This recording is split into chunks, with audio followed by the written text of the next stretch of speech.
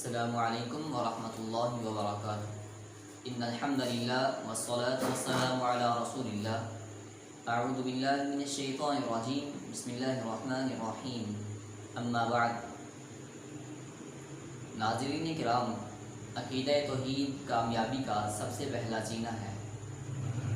ایک مسلمان کے لیے لازم اور ضروری ہے کہ وہ اللہ رب العزت کے متعلق یہ عقیدہ رکھے کہ ہمارا رب اپنی ربوبیت، الوہیت اور اسماء و صفات میں اکیلا، یکتا اور تنہا ہے.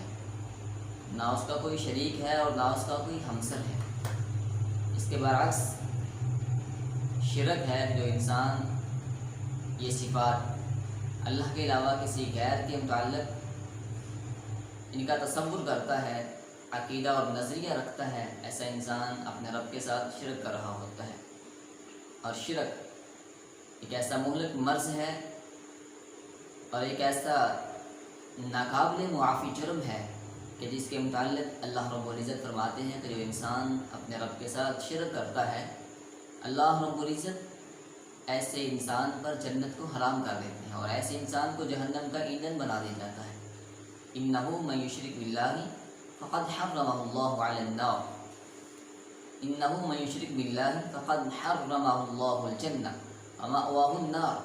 جو انسان اپنے رب کے ساتھ شرک کرتا ہے، ایسے انسان پر جنت کو حرام کر دیا جاتا ہے اور ایسے انسان کو روز قیامت جہنم کا ایندھن بنا دیا جائے.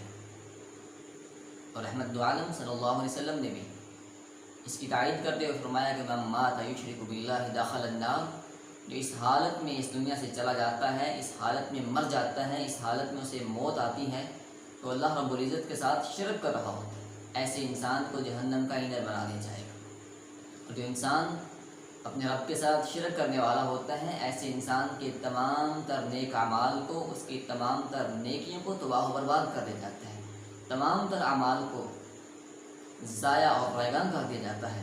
اللہ رب العزت قرآن مجید میں فرماتے ہیں وَلَقَدْ أُوحِيَ إِلَيْكَ وَإِلَى الَّذِينَ مِن قَبْلِكَ لَئِنْ أَشْرَكْتَ لَيَحْبَطَنَّ عَمَلُكَ وَلَتَكُونَنَّ مِنَ الْخَاسِرِينَ. پیغمبر، ہم نے آپ کی جانب بھی وحی کی تھی اور آپ سے قبل جو انبیاء تھے ان کی جانب بھی یہ وحی کی گئی تھی. وحی کیا تھی کہ اگر آپ نے بھی شرک کیا، آپ کے اعمال میں بھی، ایمان میں بھی شرک کی آمیزش موجود ہوئی تو آپ کی بھی تمام تر زندگی کے اعمال کو اور نیکیوں کو تباہ و برباد کر دیا جائے گا، ضائع اور رائگاں کر دیا جائے گا. تو ناظرین کرام، تعویذ لٹکانا، من کا لٹکانا، کسی قسم کا داغا لٹکا لینا شفا کے نظریے کے ساتھ، شفا کے حصول کے نظریے کے ساتھ کہ اس میں شفا ہے، یہ مجھے شفا دے گا، اس کو بھی اسلام نے، شریعت اسلامیہ نے شرک قرار دیا. اور بدترین شرک قرار دیتے ہوئے نبی رحمت صلی اللہ علیہ وسلم نے فرمایا من تعلق تمیمۃ فقد اشرک. اس انسان نے تمیمہ لٹکا لیا، تعویذ لٹکایا، داغا باندھا یا من کا لٹکا لیا، ایسا انسان بھی اپنے رب کے ساتھ شرک کر رہا ہوتا ہے. یہ بھی شرک کی ایک قسم ہے. اور تمیمہ لٹکانے والے کو نبی مکرم صلی اللہ علیہ وسلم نے بد دعا بھی دی ہے اور فرمایا کہ من تعلق تمیمۃ فلا اتم لہ. اس انسان نے تمیمہ لٹکایا، اس انسان نے تمیمہ لٹکاتے ہوئے ایسا عمل کیا، من کا لٹکا لیا، داغا باندھ دیا یا تعویذ لٹکایا، ایسے انسان کی اللہ رب العزت کسی بھی قسم کی کوئی مراد پوری نہیں کرے گی. تو ہمیں حد الوسع تعویذ سے، منکے سے اور ایسے جار سے، ایسے امور سے، ایسے شرکیہ افعال و کردار سے، ایسے امور سے ہمیں بچنا چاہیے، اپنے ایمان کو محفوظ رکھنا چاہیے. کہ آپ دیکھتے نہیں، بہت سارے لوگ، بہت ساری خواتین ایسے لوگوں کے پاس جاتے ہیں جو تعویذ کرتے ہیں، دم کرتے ہیں یا چار کا کام کرتے ہیں، من کے لٹکاتے ہیں. تو ایسی خواتین اپنی عزتوں کو بھی خراب کر بیٹھتی ہیں اور ایسے دین کے بیوپاری اور ایسے بد کردار تعویذ فروش خواتین کی عزتوں کو لوٹ لیتے ہیں. ان کی عزتوں کو لوٹنے کے ساتھ ساتھ ان کے مال و دولت کو بھی لوٹ لیا جاتا ہے. تو ہماری عزت وہ دین اسلام کے ساتھ محفوظ ہے، ہماری عزت وہ قرآن کی تعلیمات کے ساتھ محفوظ ہے. قرآن کی تعلیمات یہ ہیں کہ ہر قسم کے تعویذ سے ہمیں بچنا چاہیے، ہر قسم کے تعویذ سے اجتناب کرنا چاہیے. یہ شرک کی ایک بدترین قسم ہے. تعویذ کے ساتھ ساتھ بہت سارے ہمارے معاشرے میں ایسے افراد بھی دیکھے گئے ہیں جو شفا کے حصول کے لیے اپنے ہاتھ پر کڑا پہن لیتے ہیں، پیتل کا کڑا، تانبے کا کڑا، لوہے کا کڑا، یا اپنی انگلی پر وہ چھلا ٹائپ کچھ پہن لیتے ہیں۔ تو ایسی چیز بھی شرک ہے، اسے شفا کے حصول کے ساتھ، شفا کے حصول کے نظریے کے ساتھ پہنا جاتا ہے۔ تو نبی مکرم صلی اللہ علیہ وسلم نے بھی اسے بھی شرک قرار دیا۔ مسند احمد میں ہے، رحمت عالم صلی اللہ علیہ وسلم دیکھتے ہیں، رأى رجلا فی یدہ صفرۃ من حلقۃ من صفر، دیکھتے ہیں ایک شخص نے ہاتھ میں ایک پیتل کا کڑا پہنا ہوا ہے۔ کہا ما ھذہ، تو نے یہ کہا کام کیا ہے؟ کہا من الواہنہ، میں نے بیماری سے بچنے کے لیے کیا ہے۔ کہا انزعھا، اس کو اتار دیجیے، پھینک دیجیے۔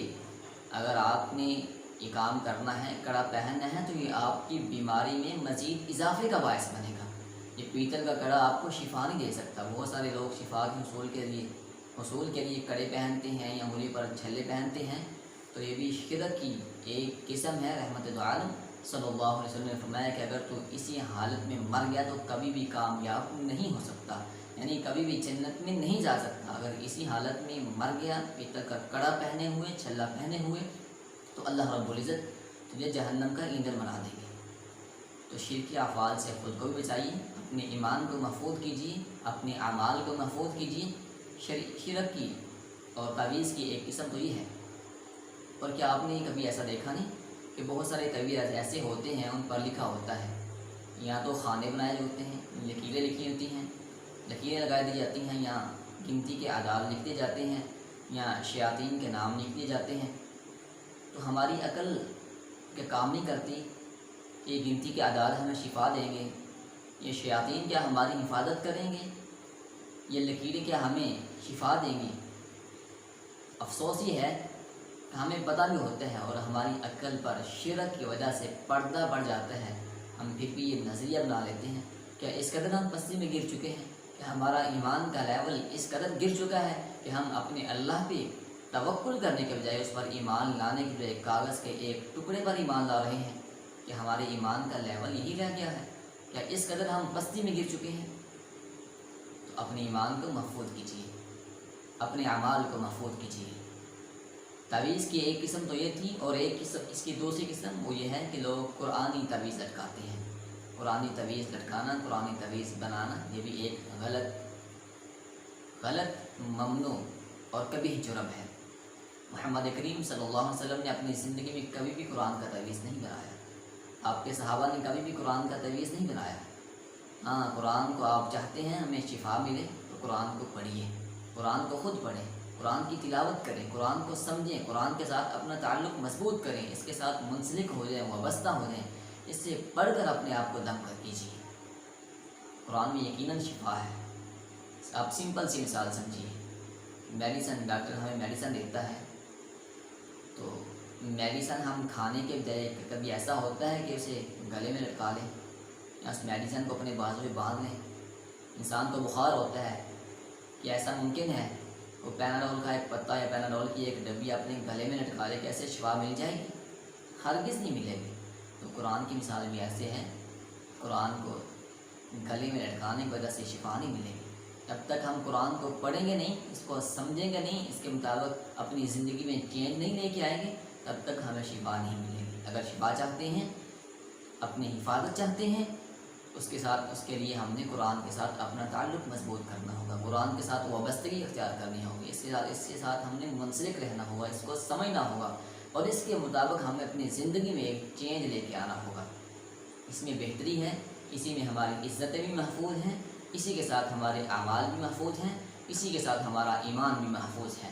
اللہ رب العزت سے دعا ہے کہ اللہ تعالی ہمیں صحیح معنوں میں کتاب و سنت کو عمل سمجھ کر عمل کی توفیق عطا فرمائے۔ السلام علیکم۔